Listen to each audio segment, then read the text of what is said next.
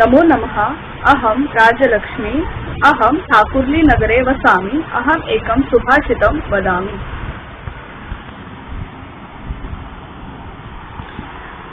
पुष्पेषु चंपा, नगरीषु लंका, नदीषु गंगा च नृपेषु रामः। योषित्सु रंभा, पुरुषेषु विष्णुः, काव्येषु माघः, कविः कालिदासः।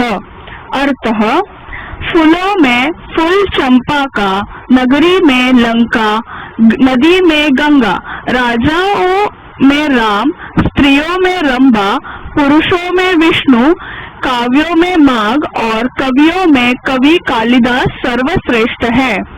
गुणार्थ: सुभाषितकार ने माघ और कवि कालिदास की सर्वश्रेष्ठता वर्णन करने के लिए सभी प्रसिद्ध वस्तुओं और व्यक्तियों का उदाहरण दिया है।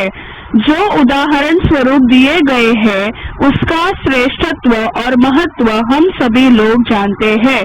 धन्यवादः। नमो नमः। साठे कुलोत्पन्ना बलाक्षी अहं सायननगरे वसामि। कविशिरोमणिः कविकुलगुरुः कालिदासः कविश्रेष्ठः इति मन्यते। कवि कालिदासस्य एकं वैशिष्ट्यं समस्यापूर्तिः इति। समस्यापूर्ति is one of the specialities of Kavi Kalidasaha. It is a riddle consisting of an illogical statement given as a challenge to test poets' intelligence. Poets use this line to create a meaningful verse. The poets used to compete against each other and use this line to prove their expertise in front of the king and their subjects. I would like to present one example of Samasya Purti in front of you. रामाभिषेके जलमाहरन्त्या हस्तात् स्रुतो हेमघटो युवत्याः सोपानमार्गेण करोति शब्दं ठम ठम ठठम ठम ठठठम ठठम ठः.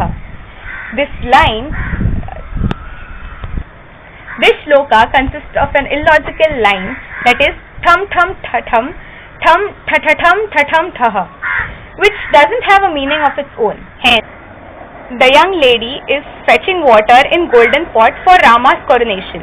The pot accidentally slips from her hand as she is stepping down the staircase and makes a clattering sound.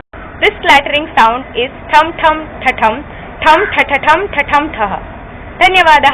माझं नाव समीक्षा दत्तात्रय धालगडे. मी बदलापूर येथे राहते आणि आज मी कालिदासांविषयी मला जे काही माहीत आहे त्याविषयी मी बोलणार आहे.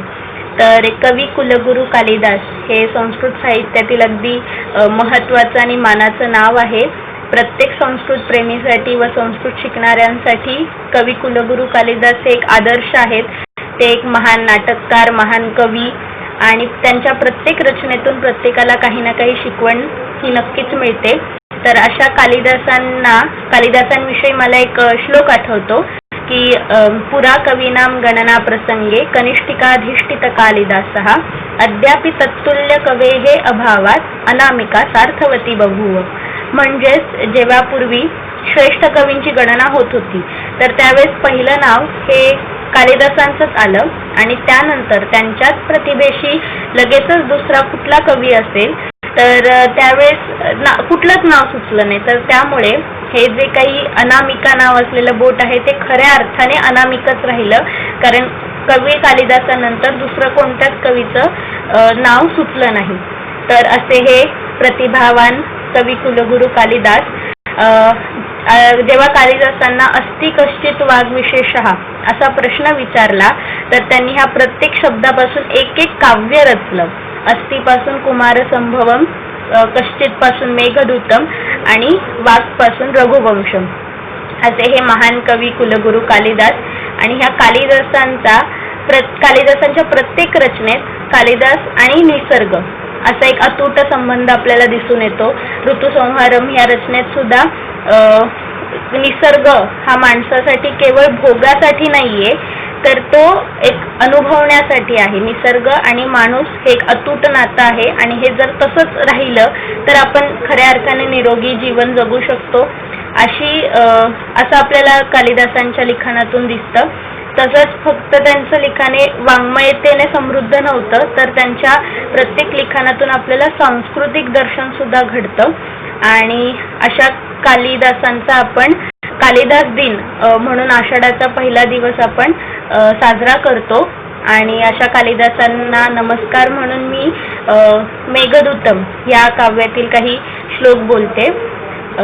कश्चित् कांता विरह गुरुणा स्वाधिकारात् प्रमत्तः शापेनास्तंगमित महिमा वर्षभोग्येन भर्तुः यक्षश्चक्रे जनकतनया स्नानपुण्योदकेषु स्निग्धच्छाया तरुषु वसतिं रामगिर्याश्रमेषु. आणि असे हे कवी कुलगुरू कालिदास. आपण त्यांच्या प्रत्येक रचनेविषयी नक्कीच अभ्यास करू, त्यावर आपली ही मतं मांडू आणि असाच संस्कृतचा अभ्यास करत राहू. आणि त्यांच्या रचना तर भरपूर आहेत. त्यातील काही नाटकं, काही महाकाव्य आहेत की जसे की रघुवंशम, कुमारसंभवम, अभिज्ञान शाकुंतलम सारखं नाटक. तर हे नक्कीच प्रत्येकाला आवडणारही आहे आणि प्रत्येकाला शिकवण देणारही आहे. तर असाच आपण त्यांच्या साहित्यांचा अभ्यास करू आणि कालिदासांना नमस्कार करू.